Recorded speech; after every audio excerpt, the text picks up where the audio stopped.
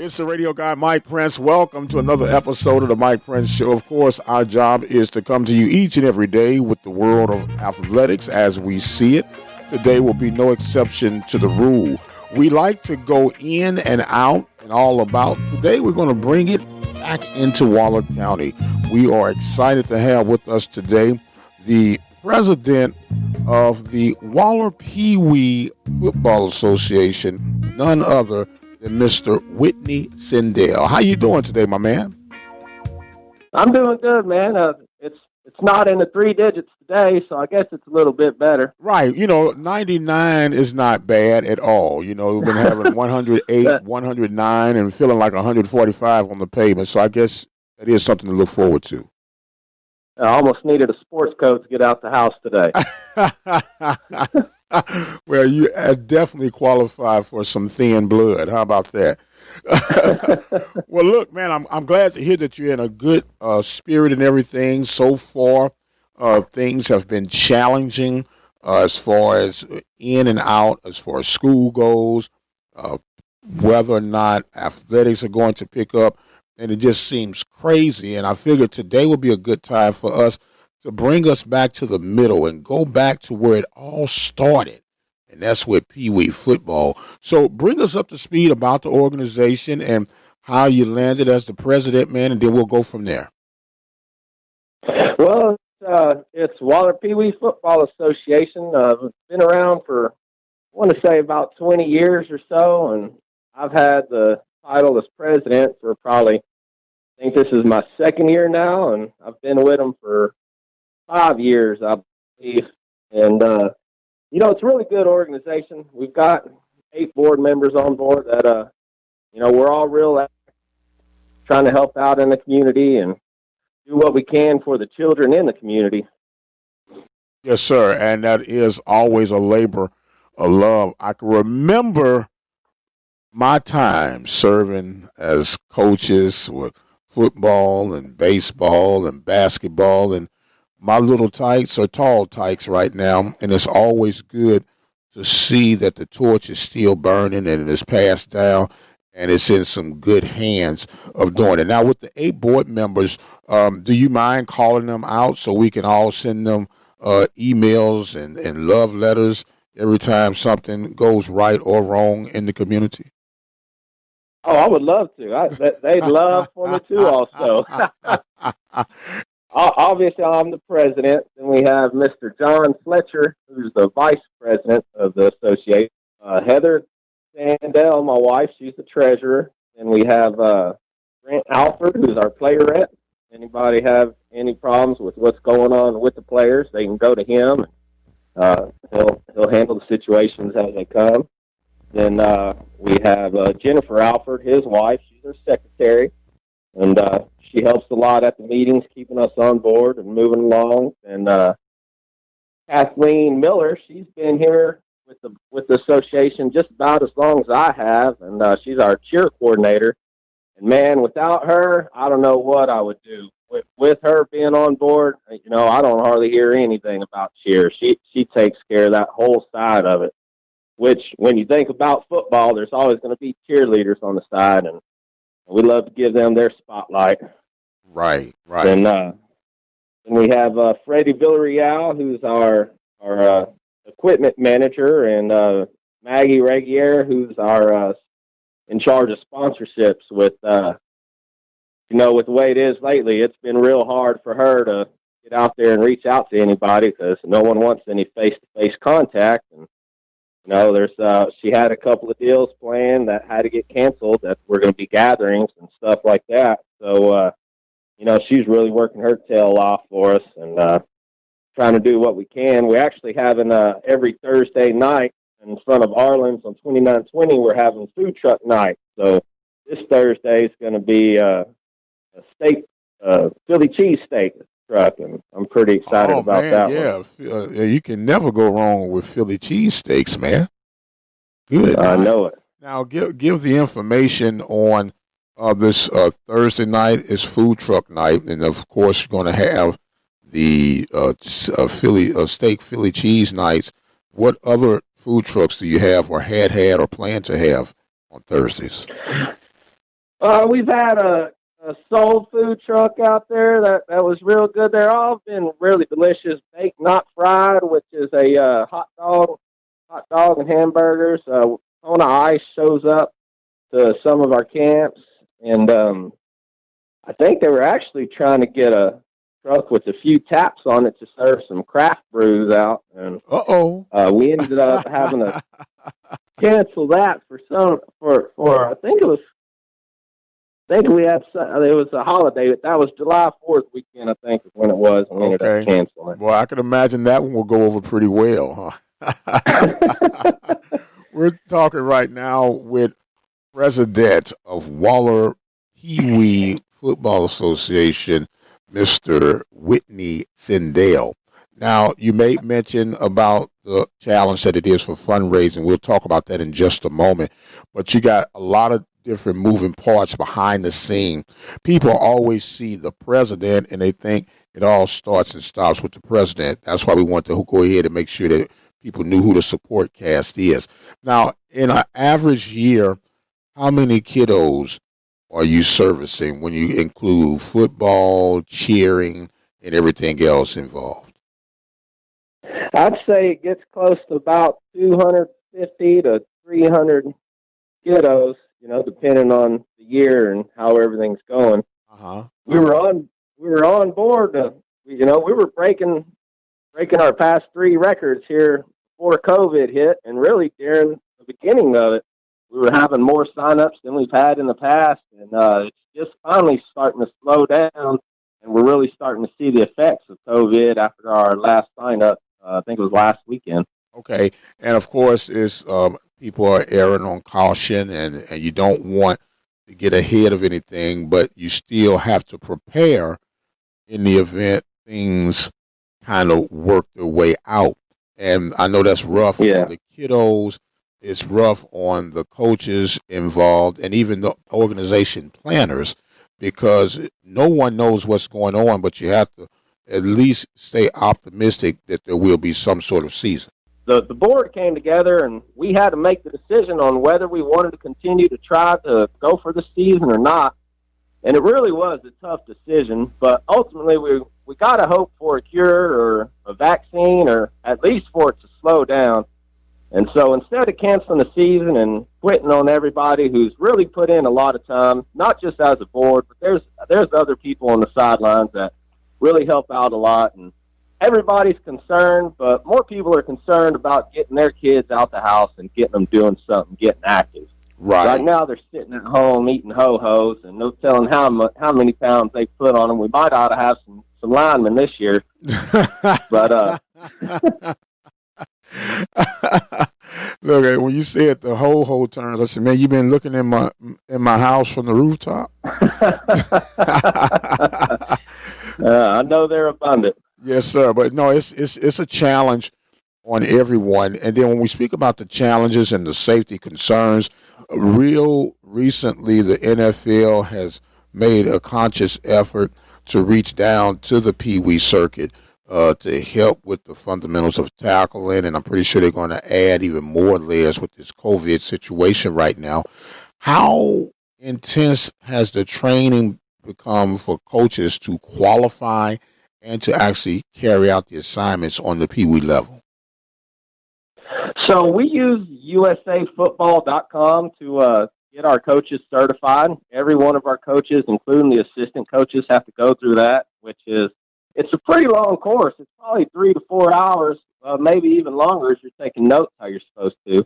And so they'll go through that. And USA Football has put out some guidelines on how to open up with what's going on and different phases and stages to go into, starting out with a longer extended period of non-contact and just conditioning, because ultimately these kids are not going to be conditioned how they normally are because they've been staying inside and away from everyone.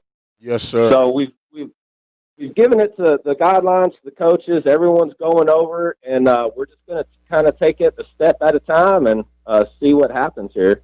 Okay. And when you look at it from that aspect and the safety concerns and all of that, does it have you guys to restrict how many games that you might play in the event you are able to start this season, or do you go on as business as usual? So it's pretty much saying how to break into practice slowly and slowly get into pads. It doesn't talk much about the back end and how games are going to get played and things like that. As we get closer to those dates, we'll be coming out. I'm sure more guidelines will follow, which we're going to be playing with the Sci-Fair Sports Association this year, and they've got some pretty strict guidelines themselves, so we're going to be working with them hand in hand, and as long as no governing forces come out or the UIL doesn't slow us down, we're going to try to make a season out of it. Okay, so you just did a news flash on me. We're going to be playing with the Sci-Fair district, or not the district, but the association this year. What brought on that change? So normally we play with the Pride of Texas, which is a lot of the towns that are around us: Hempstead, Brenham, Navasota, Bryan, College Station. A lot of those towns decided to back out of football for this year. You know, not everybody wanted to continue, and they're worried about the safety of the children. So we are also. But with that being said, there were a couple of towns that we're going to continue to try to play, so we continue to try sign-ups. And ultimately, we had a meeting with the head coach for Waller High School, Gene Johnson, and, you know, I don't know if you're aware of it or not, but they're building a new high school out here, and they're expecting it to be a 6A high school. So when it comes down to the long run, these kids are going to be playing Sci-Fair schools here in 4, 5, 6 years, however long it's going to be.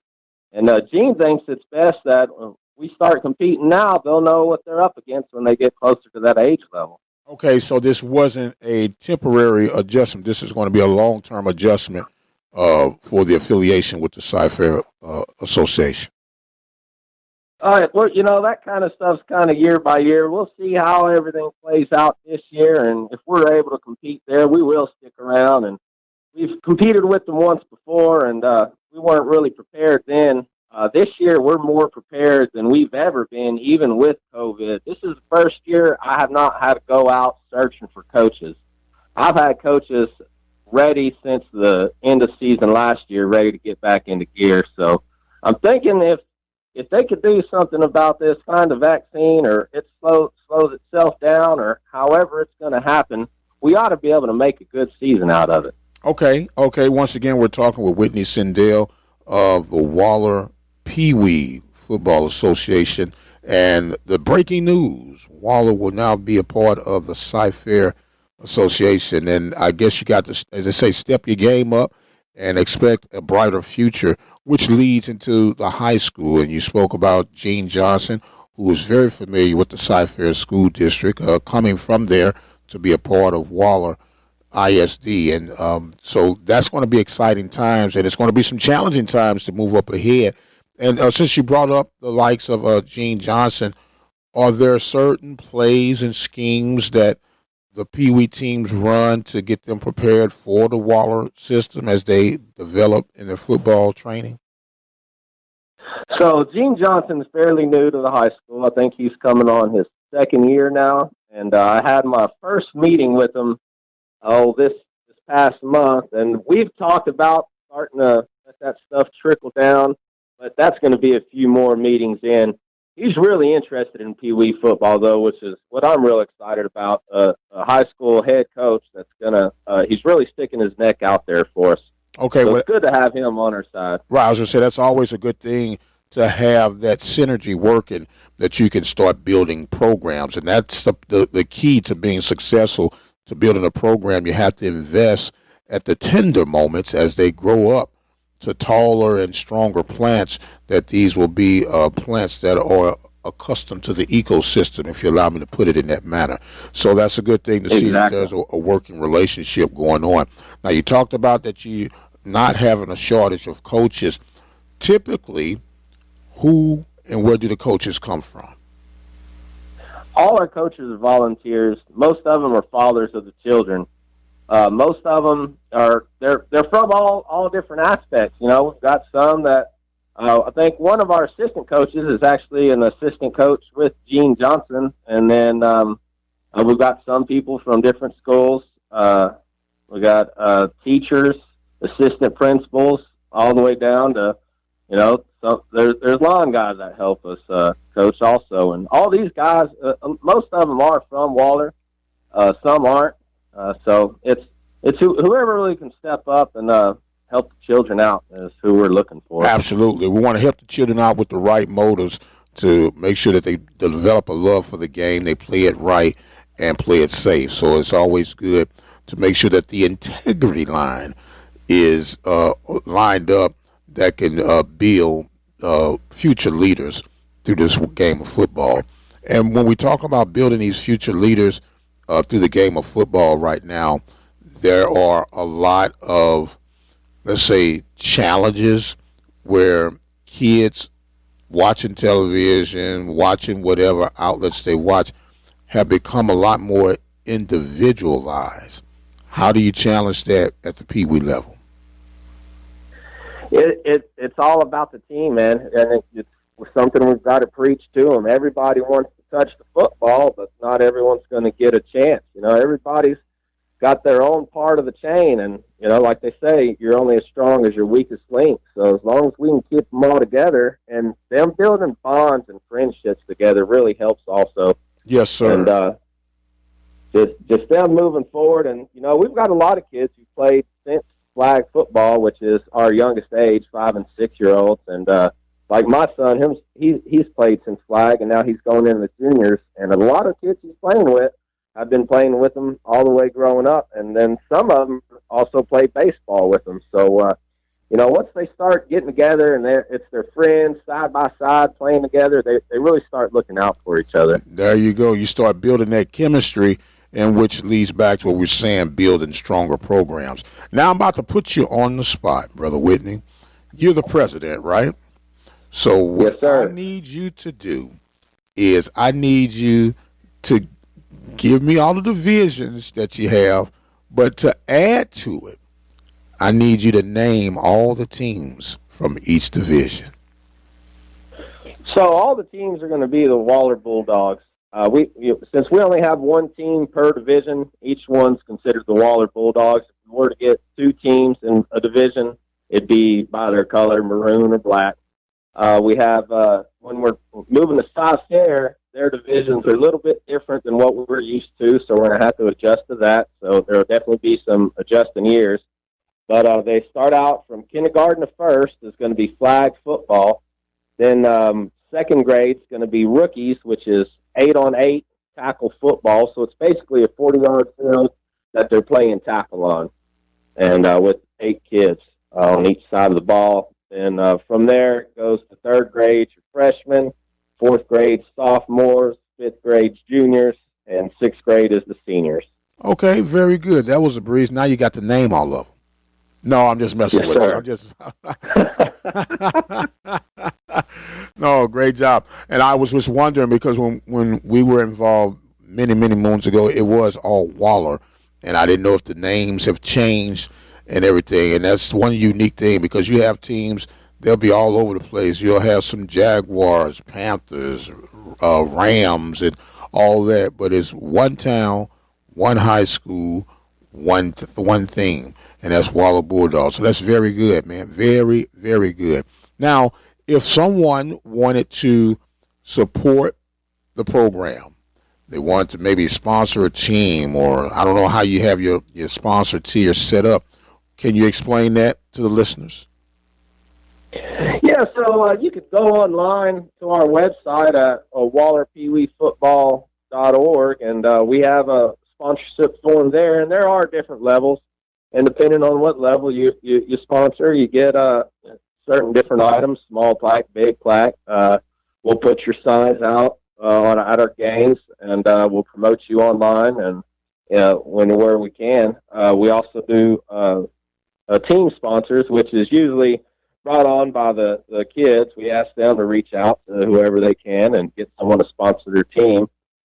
And, it usually ends up coming out to being a pretty good deal with the kids going out there. And, there's usually a parent or two that'll step up, works for a pretty good company and needs to spend some money somewhere. Right. Now, with that being said, do you have like what the minimum package is and what the maximum package? You don't have to go through every level, but just for a gauge for people that might be interested in trying to help support. Oh man, we're not going to turn any money down. Such as we got the food trucks that are coming out, and they give we're asked for about 10% of whatever their sales are. Which if they're having a good night, it'd be $40 or $50. Not so good night, maybe it's only $20. And every little bit helps. But our packages start kind of at $100, and it goes up from there all the way up to $500. And like I said, depending on which one you get, I don't have the form right here in front of me, so I can't tell you exactly what each level is. We just want to give people a gauge. People are listening and be like, you know what? I want to be able to support. They might not even have any kids involved, but they're involved with the community. They love the community, and it's their way of giving back and investing in the future that can help kids stay active, that can help kids learn leadership roles, that can help kids learn about competition at an early age. So every little bit helps, as you mentioned. And so if a person wanted to reach out and make a donation online or send a check in, where would they send it to? If they reach out, you can find Maggie's information online, or you can reach out to me and call me, or you can send an email out to wallerpeeweefootball@gmail.com, and we can get back with you and get you directed in the right direction. Okay, that sounds very good. And if everything works out the way it should, when is opening kickoff? I want to say it's going to be at the beginning of September. I'd have to check the calendar. I've been watching it so close day to day that I haven't really been checking the big picture. Okay. So I know Fair plans. It's going to be, I don't know if it's going to be the weekend of Labor Day or the weekend after that. Like I said, I'd have to look at my calendar. Okay. Now, with going to Fair, will it be mainly one central location where the games are played versus traveling various locations as in times past? Yeah, so Fair has their own football complex off of Shield Road, and any of their we'll try to split the games up between them and us because we do make some money off of the concession stand, and so we like to keep whatever revenue we can coming in. So we'll play half over off of Shield Road with them, and then half of them will be playing here, either at the auxiliary stadium off of Field Store Road or over at Schultz off of 2920. Yes, sir. Yes, sir. I think that old auxiliary stadium is the perfect setup, especially for Pee Wee football. Used to be the old high school stadium, but they got the accommodations for everything to be, as they say, a smooth turnkey transition from over there. So we're going to wish you guys a whole lot of luck in the future here. Hopefully you will get some football off, but in the event you don't, I guess with the virtual world that we're in right now, maybe you guys can run some simulated plays and see how they advance against the other teams, and maybe we can find out a new way to play football other than on a video game. Yeah, we're going to have to do something. And in the event we don't have any football, we still plan on getting the kids together and working out with them a little bit, and we got to get them out the house. Yes, and, sir. Yes, sir. Yeah. I do. If it ain't through football, it'll be just some kind of no contact drills we could be running. Yes, sir. Which when we do camps every other, we're doing camps about every other once a month or every other week. So often every Saturday, and we get them out there, and they have a blast out there, and all we're doing is little agility drills and stuff like that, just to keep them moving and get their footwork down. And the kids really love that kind of stuff. Now, where are you meeting on Saturdays when you're taking these events in? So our next one will be July 25th, and it'll be at the practice field behind the auxiliary stadium. We set up there at 9 o'clock to start registrations, and then we usually start the camps about 10 o'clock. They don't last any longer than maybe an hour, hour and a half, and we have the coaches out there and working with the kids, and we'll have to see what kind of turnout we have. Okay, and if someone wanted to say, hey, I didn't know anything about it, just heard about it, I want to register my kid, is it still a time window or space in time where these people can sign their kids up? Definitely, they can either show up on the 25th and sign up in person, or we encourage online sign-ups. That's kind of a contactless deal, and they can go online at wpwsa.com and sign up from there. Okay, well, Brother Whitney, man, you have definitely helped spread the light well, I should say shed the light and spread the word about Waller Pee Wee Football Association and all the great things that you guys are doing. I want to thank you and the board for continuing to keep the light and the fire burning to help build and shape our future, which are in our youth. And we have a custom here at the open mic where we allow our guests to have some closing thoughts and final words, and the floor is now yours, sir.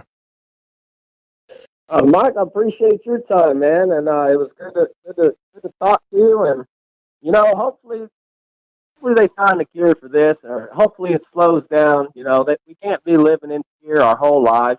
I know there's a lot of uncertainty out there, and all we can do is keep on trucking and living our lives and adjusting to the new norm that we're dealing with. And as school starts, I'm sure another increase will happen, and we'll just have to tackle it one day at a time. Yes, sir. Tackle it one day at a time is all we can do. And what we're going to do while we're tackling is be as safe as we can, stay as optimistic as we can, and more importantly, just keep on doing all that we know how to stay out of harm's way. I want to thank you so much for joining us, Brother Whitney. I want to thank you guys who have joined in with us on today. Of course, our daily mission is to come to you with the world of athletics as we know it. And, of course, we have tried to fulfill that mission yet again. But as I look on the clock on the wall, it tells me that's all. I have to go. I must exit stage left. I am the radio guy, Dr. Mike Prince. As always, we want to thank you guys for joining in with us. And until the next time, you guys be blessed. We'll see you on the other side.